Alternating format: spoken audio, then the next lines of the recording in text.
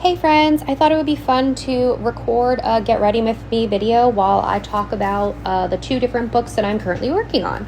So the first book that I'm working on is called The Flame Beneath the Sand. This story is ancient Egyptian inspired.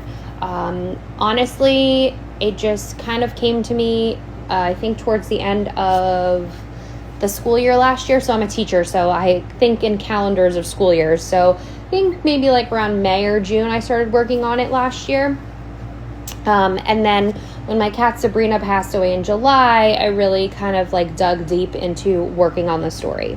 So it's ancient Egyptian inspired because I have always been super fascinated with ancient Egypt. My undergraduate degree is in history, so a lot of stuff that I think about that I find interesting is historical based, but the story itself is not like a boring history lesson, I promise.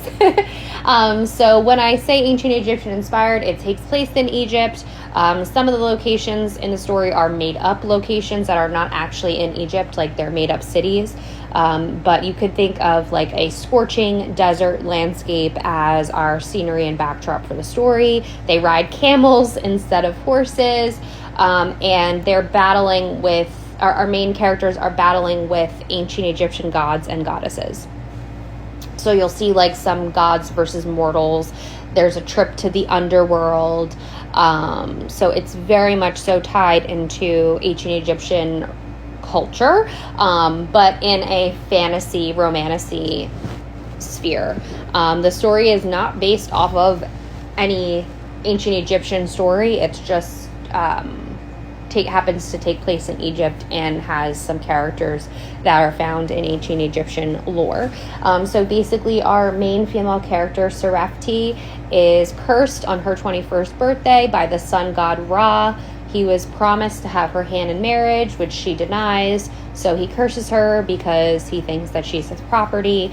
And she's been cursed for 1,000 years, but then our MMC, Amutek, or Amu, gets a prophecy from a local oracle, and he goes on a epic quest through the Egyptian desert to try to save Sarah. So that's that story. And then I also have a story that's called a serial story, which means that every week I'm posting a new chapter that is found in my Patreon.